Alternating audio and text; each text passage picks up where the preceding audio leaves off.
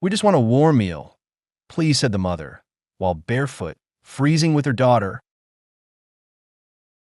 Before we dive into the story, don't forget to like the video and tell us in the comments where you're watching from. Evan Rourke had been living alone on the northern edge of the Wyoming Territory for almost 2 years. The war had taken every living relative he had and left him with a leg that ached in the cold and a need for quiet he didn't try to explain to anyone. His only company was the creak of his cabin walls and the steady work of keeping himself fed through long winters. It was the end of January 1882, 3 weeks into a freeze that hadn't lifted above 20 degrees, and every day had been the same. Cut wood, haul it in, keep the fire strong. He was pulling a small sled of freshly split pine up the rise toward his cabin, his breath clouding in front of him when the sound reached him. A voice, faint, female, shaking. "We just want a warm meal, please." The words stopped in mid-step. He turned, scanning the pale, wind-scoured ground. 20 paces back, half hidden in the drifting snow, stood a woman clutching a small child to her side. She looked to be in her mid-20s, light-skinned, her chestnut brown hair tangled and falling from broken pins. Her dress was calico, faded and torn low at the neckline, the fabric frayed so much it showed the hollow of her collarbones and the upper swell of her chest. She had no shoes, only bare, red feet half hidden in the snow. The girl on her hip was maybe 5 or 6, cheeks mottled from cold, lips faintly blue. The child's head rested limply on her mother's shoulder. Evan's first instinct was to be wary. Out here, strangers could mean trouble. Someone desperate enough to approach could be desperate enough to steal, or worse. But the way the woman stood told him a different story. Her shoulders hunched against the wind, her weight shifting constantly to keep the child shielded under her skirt. She wasn't casing him. She was just trying to keep the girl alive. He took a step toward her, voice low but firm. "You hurt." She shook her head, but her lips trembled too much to say more. He could see her hands clutching the girl so tightly that her knuckles had gone white. Evan hesitated only a moment longer, weighing the risk. His cabin was all he had, but the girl's face, small, pale, and still, made the choice for him. He closed the distance, unbuttoned his heavy wool coat, and wrapped it over the woman's shoulders. The girl whimpered once as he shifted her into his arms. She was lighter than she should have been, bones pressing through her thin dress. They started toward the cabin. The snow crunched under his boots, the only sound between them. She kept her head down, one hand holding the coat closed, the other gripping his sleeve for balance. The walk felt longer than it was, the cold cutting straight through anything not wrapped in wool. The cabin sat low against the slope, smoke curling from the chimney. Inside, the air was warmer but not yet comfortable. Evan set the girl down on a folded blanket by the hearth, then crouched to feed the fire with fresh pine until it crackled strong. He went to the cupboard, took down a loaf of bread and a small pot of broth he'd kept from the day before. While it heated on the stove, he kept glancing back. The woman stood still, eyes on the fire, hands hovering over her daughter's small frame as if afraid she might vanish. When he set the food in front of her, thick slices of bread and steaming broth, she didn't speak. She ate quickly but not greedily, stopping every few bites to glance at the girl, who had already fallen asleep, her small body curled toward the heat. Evan noticed the marks on the woman's wrist. Bruises, fading but still dark. He didn't ask about them. Not yet. "You'll take the bed," he said plainly. "Both of you. I'll take the chair." She looked at him then for the first time, her pale blue eyes steady despite the cold still in her bones. There was gratitude there, but also caution, the kind of look a person has when they've learned not to trust too quickly. Evan didn't push her for answers. He had no interest in forcing anyone to talk before they were ready. All he cared about in that moment was that the fire stayed strong and the girl stayed warm. She nodded once. That was all. And just like that, without a handshake or an introduction, they were sharing the same roof. The first light of morning crept through the small cabin window, thin and pale against the frost that had formed on the inside of the glass. Evan was already up, boots on, tending to the fire. The girl still slept in the bed, wrapped in every blanket he had, while the woman, she still hadn't given him her name, sat on the edge of the mattress, quietly rubbing warmth into her daughter's hands. Her hair was less tangled than the night before, pulled back with a strip of fabric she must have found in her small bundle of belongings. Evan poured water into a pot, set it on the stove, and reached for the tin of oats. As he worked, he kept his voice even. "How long you been out there?" She glanced up, caught off guard. "2 days since we left the road. Since we left town." "Which town?" "Casper." She hesitated, then added, "We weren't welcome to stay." He didn't ask why. He could guess. The bruises on her wrist were clearer now in the morning light. Finger marks, the kind left by a man who grabbed hard and often. He poured the oats into the boiling water and left the subject where it was. When the porridge was ready, he served it without ceremony, 3 bowls, 1 for each of them. The girl woke to the smell and sat up slowly, her eyes clearer than the night before. She ate in silence, but her spoon moved fast, scraping the bottom of the tin before he'd finished his own. After breakfast, Evan stepped outside to bring in the wood he'd split yesterday. The air was sharp enough to sting his teeth. He could hear the wind moving across the ridge, but the cabin stood in the lee of it, sheltered enough that the snow only drifted ankle-deep by the door. As he loaded his arms, he noticed movement inside through the window. The woman was sweeping the floor with the old broom in the corner, pausing to shake crumbs from the tablecloth into the fire. The girl was on the rug, carefully folding the blanket she had used. When he came back in, the woman set the broom aside. "I can work. I don't expect to stay here for nothing." He nodded, setting the wood down by the stove. "Work's fine. Plenty to do." He paused, then added, "You got a name?" She met his eyes for a long moment before answering. "Anna, and this is Clara." "Evan," he said, even though she must have heard him tell the girl the night before. The rest of the day settled into a quiet rhythm. Anna mended the sleeve of his flannel shirt with a small sewing kit she carried in her bundle. She handled the needle quickly, her stitches even, the way someone does when they've spent years making clothes last past the proper time. Clara followed Evan to the lean-to, where he stored tools, asking questions about the small axe and the way he stacked kindling. She didn't speak much, but she listened hard, and by the time they went back inside, she was carrying a short stick of her own like it was something important. There was still tension in the air, not sharp, but steady, like both adults were watching for any sudden change. Evan noticed the way Anna's eyes tracked the door each time the wind shifted, and the way her shoulders loosened only when the bar was set across it at night. She noticed the way he checked the rifle by the hearth, always within reach, and the way he kept an extra lamp filled and ready. When the sun went down, they ate a simple supper of bread, beans, and salt pork. The girl drifted to sleep before the bowls were cleared. Evan lifted her gently and set her back in the bed. Anna stayed by the fire, hands folded in her lap, staring into the flames. "You're planning to keep moving?" he asked. She shook her head. "No, not unless we're told to." He studied her for a moment, weighing her words. She was tired, bone-deep tired, but there was a steady thread of resolve under it. "Nobody's telling you to leave," he said finally. Her eyes met his then, steady and searching. It wasn't gratitude exactly. It was something closer to relief, the kind of person doesn't want to show too much in case it's taken back. She nodded once, and neither of them said anything else.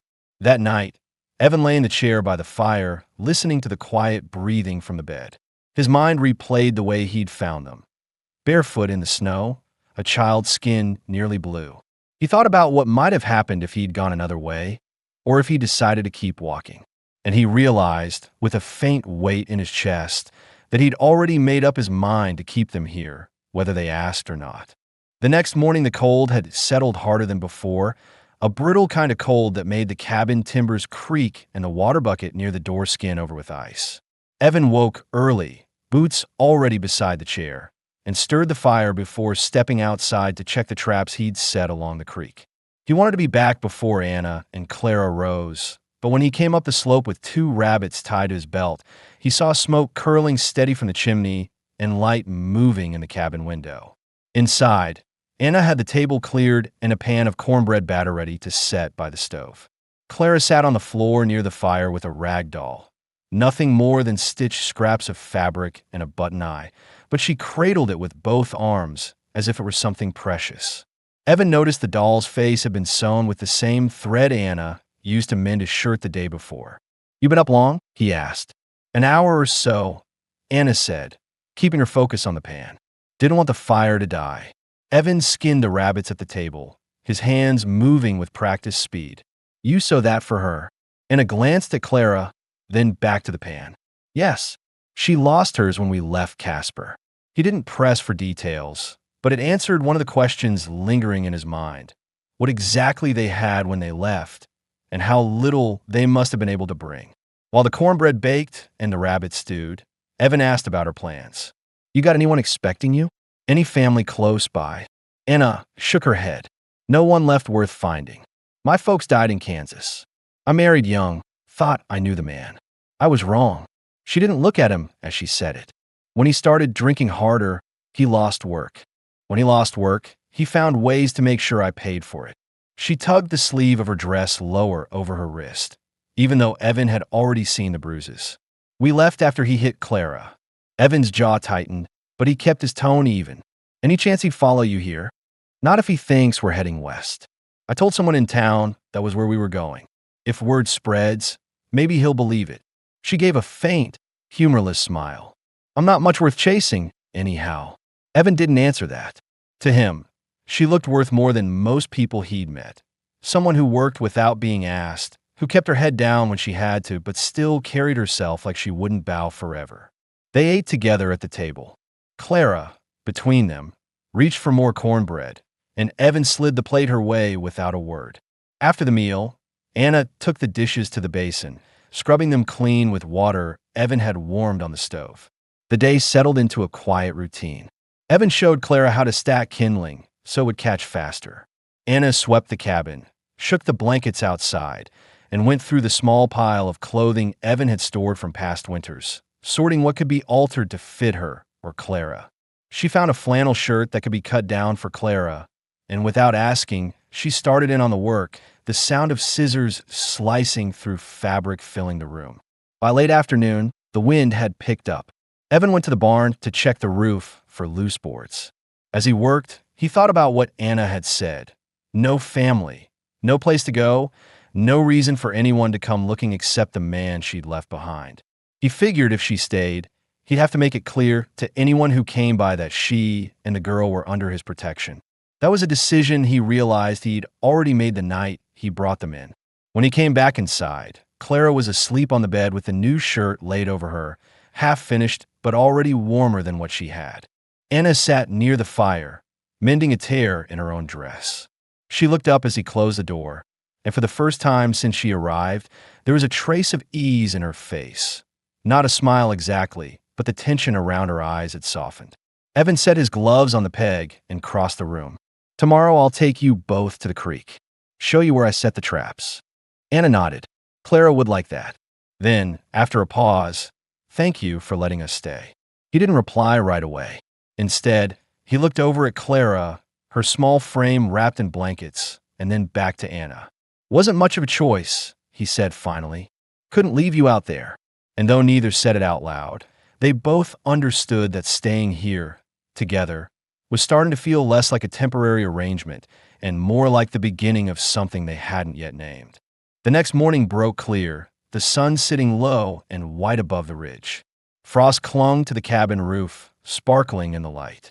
Evan had been up before either Anna or Clara, splitting more wood and hauling it to the sidewall where the stack was already high. When he stepped back inside, the smell of coffee met him, strong, dark, the way he liked it. Anna stood by the stove, wearing a spare wool shirt over her dress for warmth. The hem hung long on her, but the rolled sleeves showed her wrists, the bruises now fading to a lighter yellow. She glanced at him over her shoulder. "You said yesterday you'd take us to the creek." Evan nodded, pulling off his gloves. "It's a fair walk, but the ground's hard enough to make it easy. You'll see where I set the traps, maybe get lucky and bring something back." He poured coffee for them both, sliding her a cup. She accepted it without hesitation now, a change from the first morning when she'd seemed unsure about taking anything. Clara appeared from the bed, rubbing her eyes. She wore the flannel shirt Anna had made smaller for her, the sleeves still a bit long, but rolled neatly. Evan handed her a biscuit left from the day before, and she smiled faintly before sitting by the fire to eat. They set out mid-morning. The cold was sharp but not biting, and the snow in the shaded parts of the trail crunched under their boots. Clara stayed close to Evan, watching his steps and matching them, while Anna walked a pace behind, her eyes scanning the trees and open spaces as if still expecting to see someone she didn't want to. Halfway to the creek, Evan decided it was time to answer one of the questions he knew had been building in her mind. "This place," he said, motioning toward the trees. "I've been on it since I came back from the war. No neighbors closer than 3 miles. Most folks keep to themselves. You'll be safe here." Anna's eyes met his briefly. "Safe is rare. I'm not used to it." At the creek, he showed Clara the small steel traps he'd set along the bank. He explained how to look for signs of movement, tracks in the mud, broken ice, bent reeds. Clara listened, her hands deep in the pockets of her shirt for warmth. Anna stood on the bank, arms crossed, but there was less tension in her shoulders than there had been on the walk. They brought back 2 rabbits. Evan carried them tied to his belt, while Clara held a small bundle of kindling they'd gathered on the way. Back at the cabin, Anna took the rabbits without needing to be told, setting to work skinning them. Her movements were efficient, practiced. It made Evan wonder about her life before Casper, something she hadn't spoken of much. As the rabbits stewed, Evan worked at the table, mending one of his boot soles. The light through the window caught Anna's hair, and for the first time, he noticed the natural waves where it fell loose from the strip of fabric she used to tie it. She caught him watching and didn't look away right away, just long enough for him to see the trace of curiosity in her eyes. After supper, Clara fell asleep quickly, worn out from the walk. Evan was setting another log on the fire when Anna came to sit in the chair across from him. She rested her elbows on her knees, hands clasped loosely. "You haven't asked much about me," she said quietly. "Figured you'd tell me what you wanted, when you wanted," he replied. She studied his face for a moment, as if deciding whether she believed him. "I left because I couldn't let him break her the way he broke me. That's all you need to know for now." Evan nodded once. Fair enough. He didn't press, and she seemed to appreciate that. They sat in the warmth of the fire for a while, the only sounds the crackle of wood and the wind outside. When she finally stood, she rested a hand on the back of his chair. Not long, just enough for him to feel the weight of it. Then she crossed to the bed, laid down beside Clara, and the cabin settled into silence. That night, as Evan stretched out in the chair, he realized that for the first time in years, the cabin didn't feel empty. And from the way Anna had started to look at him, not with suspicion, but with a guarded sort of trust, he knew the feeling was mutual, even if neither of them had said it yet. The snow had stopped 2 days ago, but the cold stayed heavy in the air. Evan had been outside early, breaking ice from the water trough and checking the fence line. When he came back toward the cabin, he noticed something that hadn't been there before.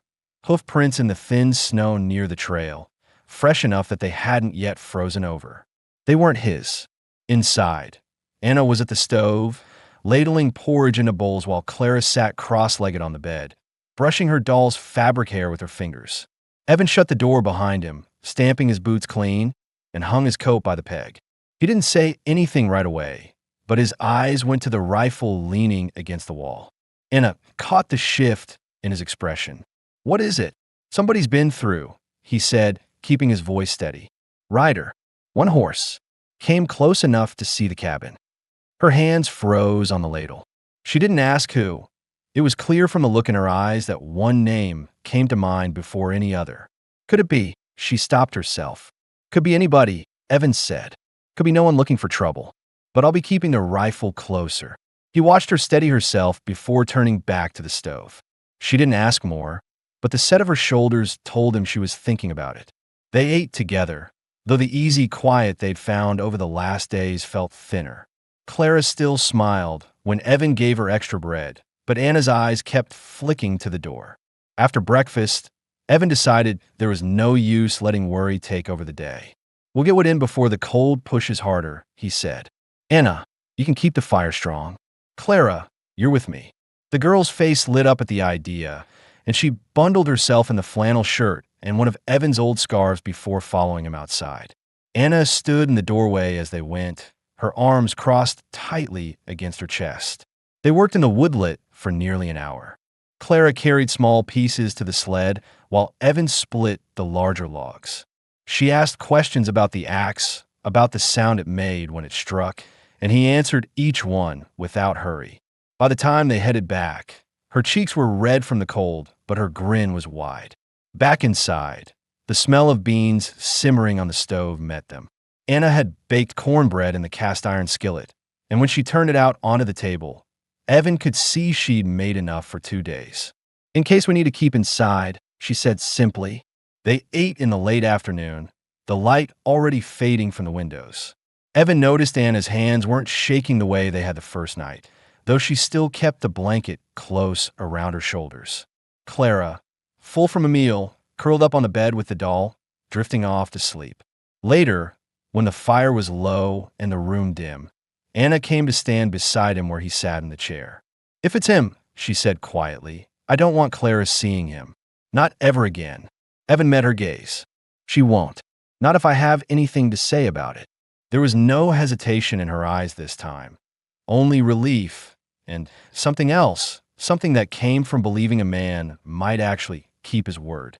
She sat beside him, close enough that her shoulder brushed his, and they stayed like that, silent, until the fire burned down to embers. That night, Evan didn't sleep as deeply. Every creak of the cabin walls made him glance at the door, every gust of wind a reminder that someone had been near. But when he looked over to the bed and saw Anna and Clara sleeping without fear on their faces, he knew that whoever had left those tracks would have to go through him first. The wind had shifted overnight, carrying a drier cold that bit sharper than before. Evan stepped out at first light, scanning the slope below the cabin before doing anything else. The snow was patchy near the trail now, but fresh tracks cut a dark line against the crust, hoof prints again. This time, they led straight toward the cabin before turning back. Whoever it was had come close enough to see smoke from the chimney. Inside, Anna was already awake, quietly folding blankets at the foot of the bed while Clara still slept. She looked up when he came in, her eyes immediately searching his face for an answer he hadn't yet given. "They were back," he said plainly. "Same horse, same rider by the look of it. Didn't come to the door, but they were close enough to get a good look." Anna's jaw tightened. "Then it's him." She didn't sound certain, but the way her hands gripped the edge of the blanket left little doubt what she feared. Evan poured himself coffee before answering. "Could be. Could also be someone passing through, curious about a cabin on its own. Either way, we keep the rifle ready, and no one opens the door unless it's me." He knew she was waiting for more, what he'd do if the man showed, whether he'd turn them away to avoid trouble. But he didn't leave space for those questions. "You and Clara stay inside today. I'll keep close." Through the morning, Evan moved between the cabin and the yard, stacking wood near the door, so he wouldn't have to go far if the weather or anything else turned. Anna kept Clara busy inside, showing her how to patch a tear in the flannel shirt. The girl's stitches were uneven, but Anna praised each one until she was smiling again. By mid-afternoon, the sound came, distant at first, then clear. Hooves on frozen ground. Evan set down the pail he was carrying and stepped onto the porch, the rifle already in his hands. A lone rider came into view on the trail, a dark coat, hat pulled low. The man slowed his horse near the edge of the yard, scanning the cabin with a look Evan had seen before in other places, a measuring look, as if weighing what he could take. "Help you with something?" Evan called out, voice flat. The man's gaze shifted to him, then to the rifle. "Just passing through. Didn't figure anyone lived this far out." "You figured wrong," Evan said. "Road's clear ahead. No reason to linger." The rider's eyes flicked toward the window where a faint movement showed, Anna pulling the curtain back just enough to see. He smiled slightly, not friendly. "Didn't mean to intrude." "You're doing it anyway," Evan replied. "Best keep moving." For a moment, the man didn't move. Then he tugged the reins, turning the horse slowly before setting off down the trail at a casual pace. Evan watched until the rider disappeared past the bend, then waited a minute longer before lowering the rifle. Inside, Anna stood just inside the door. "It was him," she said, voice steady but low. "I know it." Evan closed the door and set the rifle back within arm's reach. "Doesn't matter who it was. If he comes back, he won't get past me. You have my word." She studied his face, looking for anything less than absolute in his tone, but found nothing. "I believe you," she said finally. That evening, the tension in the cabin was quieter, though not gone.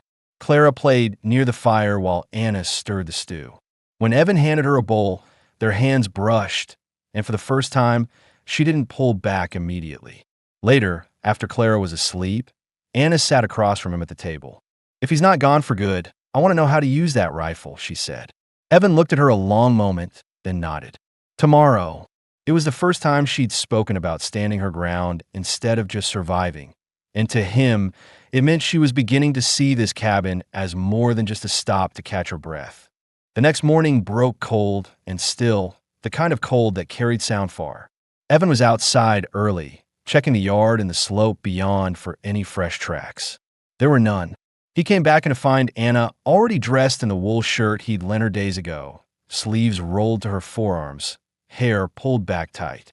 She didn't look hesitant like she had before. She looked ready. "You said today," she reminded him, her voice low but firm. "I'm holding you to it." Evan nodded once. "We'll start after breakfast." Clara ate with them, wide-eyed at the mention of her mother learning to shoot. "Will I get to learn too?" she asked. "Not yet," Anna said quickly, though her tone was gentle. "But maybe when you're older." Evan gathered what they'd need: a box of cartridges, his rifle, and the old single shot he kept for small game. Outside, the sun had begun to push through the pale sky, laying a thin light over the snow. He led Anna beyond the woodpile to a stretch of open ground backed by a fallen log. He started with the basics: how to hold the rifle steady, how to keep the stock firm against her shoulder, where to place her cheek so she could see clearly down the sights. She listened without interrupting, adjusting her grip when he moved her hands into place. When she tried the first shot, the crack split the air, and the recoil pushed her back a step. She kept her feet, jaw tightening. "Again," she said. Evan loaded another round. This time, she leaned into it, the shot landing closer to the mark he'd scratched into the log. By the third, she was hitting it. He could see the difference in her face, less tension in her eyes, more control in her stance. After a dozen rounds, he called a stop, both to save ammunition and to keep her from wearing herself out. "You got the basics. Enough to make someone think twice before coming through that door." She handed the rifle back carefully. "Feels different, knowing I can do it if I have to." "That's the point," Evans said. "Not to go looking for trouble, but to make sure it never gets close." They walked back toward the cabin, the cold air between them not uncomfortable. Inside, Claire was on the floor with her doll, the fire crackling steady. Anna set the rifle in its place by the wall, giving it a glance that was less about fear now and more about familiarity. Over the next days, the lessons continued in short bursts: how to reload quickly, how to check for a clear barrel, how to work in low light if she had to. Evan also made sure she learned where he kept the second rifle and extra rounds, in case he wasn't there. It was something he'd been asked before in his mind by any cautious man. What if trouble came when he wasn't inside? Now there was an answer. One evening, while they were finishing supper, Anna spoke without looking up from her plate. "If he does come back, I want to be standing when it happens, not hiding." Evan looked at her for a long moment, then gave a single nod. "You will be." There was no bravado in his voice, just the certainty of a man who had already decided where he'd stand if the time came. Anna seemed to take that in, a small shift in her expression showing that she believed him, not because he'd said it, but because he'd already proven it in quieter ways. That night, after Clara was asleep, Anna lingered by the fire with him. She didn't speak, just sat close enough that their shoulders brushed. He could feel the change between them. Not sudden, but steady, built over days of shared work, small truths, and the quiet understanding that they were no longer just two strangers passing time under the same roof. The weather had held cold, but calm, for nearly a week. No new tracks, no sound of hooves on the frozen ground, no sign of the rider. Life inside the cabin had shifted into a rhythm: woodcutting, mending, tending the fire, cooking, teaching Clara small chores she could manage. The fear that had once clung to every movement was still there in traces, but it no longer filled the air. That evening, after supper, Clara had fallen asleep early, curled on the bed with the doll tucked against her chest. The lamp on the table burned low, throwing a soft glow over the walls. Evan was at the hearth, using the poker to shift the wood, when Anna came to stand beside him. She had taken to wearing the wool shirt he'd lent her most nights. The cuffs rolled to her forearms, her hair loose over her shoulders. "You never told me why you stay out here alone," she said quietly. He set the poker down, resting one hand on the mantel. "After the war, I didn't want crowds, didn't want noise. Every time I tried to settle in a town, it felt like I was waiting for something to go wrong. Out here, I could keep to myself. Didn't have to look over my shoulder." She studied his face, as if weighing whether there was more he wasn't saying. And now, he met her eyes. Now it doesn't feel so empty. Her gaze held on his for a long moment, steady, before she moved to sit in the chair beside his. The quiet between them wasn't strained, just deliberate, like neither wanted to rush whatever this was turning into. Still, there was something in the air tonight that hadn't been there before, a closeness that had been building since the day she'd asked to learn the rifle. Anna broke the silence first. "You've done more for us than anyone has in a long time. I know you didn't have to." Evan leaned forward, elbows on his knees. "Wasn't a question for me. You and Clara needed somewhere safe. I had the space." And now, he stopped there, not because he didn't know the rest, but because saying it outright felt like crossing into something neither of them could take back. She seemed to understand anyway. Slowly, she reached out, resting her hand over his. Her fingers were warm, her grip firm. "And now," she asked softly. He turned his palm up, closing his hand around hers. "Now I want you to stay." Anna didn't pull away. Instead, she shifted her chair closer until her knee brushed his. Her voice stayed low, but there was no hesitation in it. "Then I will." They sat like that for a long while, the fire throwing shadows over the walls, the quiet outside deep and still. When he finally stood, he offered her his hand. She took it, rising until they were standing close, face to face. He brushed a loose strand of hair from her cheek, his thumb lingering along her jaw before he leaned in and kissed her. It wasn't hurried, just steady, certain like both of them had been waiting for the right moment. When they stepped back, her hand stayed on his chest. "You should know," she said. "I'm not afraid of him anymore." Evan nodded, his hand still at her waist. "Good. You don't have to be. Not here." The fire burned low as they sat together again, close enough that the space between them was gone entirely. And though the rider hadn't shown himself again, they both knew the choice to stay together wasn't about fear anymore. It was about what they'd built inside these walls, piece by piece, without saying the words until tonight. 2 mornings later, the sound returned, hoofbeats on hard ground, this time closer, moving with purpose. Evan was at the woodpile when he heard it. He set down the axe, picked up the rifle, and stepped to the edge of the yard. Anna came to the door behind him, her eyes on the bend in the trail. Clara stayed inside, just as they'd agreed if trouble came. The rider appeared, same dark coat, same low-brim hat, reins pulled tight to slow the horse. This time he didn't stop at the edge. He came straight into the yard, eyes fixed on the cabin. Evan moved forward, planting himself between the man and the door. "You're not welcome here," Evan said flatly. The man's gaze flicked past him toward the door, and a smile curved at the edge of his mouth. "That woman inside belongs to me." "She doesn't," Evan said, his voice low but steady. "Not now, not ever again." The man shifted in the saddle, his hand brushing the butt of the revolver on his hip. "You want to find out who she belongs to?" Evan lifted the rifle just enough to make the answer clear. "She belongs right here, under my roof." You got until I count to 3. For a moment, the air felt sharp and still. Then Anna stepped out onto the porch, the second rifle in her hands, the stock tight against her shoulder exactly the way Evan had taught her. Her voice carried across the yard. "You come one step closer, and you won't take another." The man's eyes moved from Evan to Anna. Whatever he saw in her face made him pause, a steadiness, a refusal to back down. His smirk faltered. Without a word, he tugged the reins, turning the horse. He rode back the way he'd come, not in a hurry, but without looking over his shoulder. Evan kept the rifle ready until the rider was nothing more than a shape against the horizon. Only then did he lower it. Anna exhaled slowly, her grip on the rifle easing. "I meant what I said," she told him. "I know," Evan replied, and he did. Inside, Clara ran to her mother, wrapping her arms around her waist. Evan shut the door, set the rifle back in its place, and checked the latch. "He won't be back," he said, certain now that the man had seen what he came to see, that Anna was no longer alone, no longer unarmed, and no longer afraid. That night, the three of them ate together with an ease that hadn't been there before. Clara laughed at a story Evan told about a fox stealing his boots one winter. Anna leaned back in her chair, the worry lines around her eyes softer than he'd ever seen them. When the dishes were cleared and Clara was asleep, Anna came to stand by the fire with him.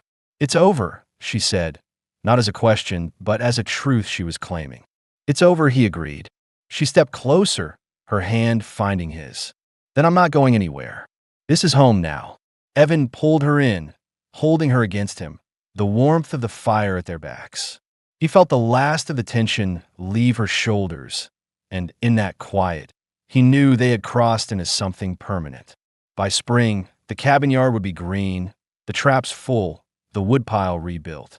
Anna would still wear his shirt most nights. Clara would run the fence line without fear, and the three of them would move through the days like they had always been meant to. There was no question left, no threat lingering, just the simple, certain fact that they were a family, and they were staying. And that's it for today's video. Thank you so much for hanging out with Where Grit Meets Heart. Don't forget to like, share, and subscribe so you don't miss out on what's next. See you soon.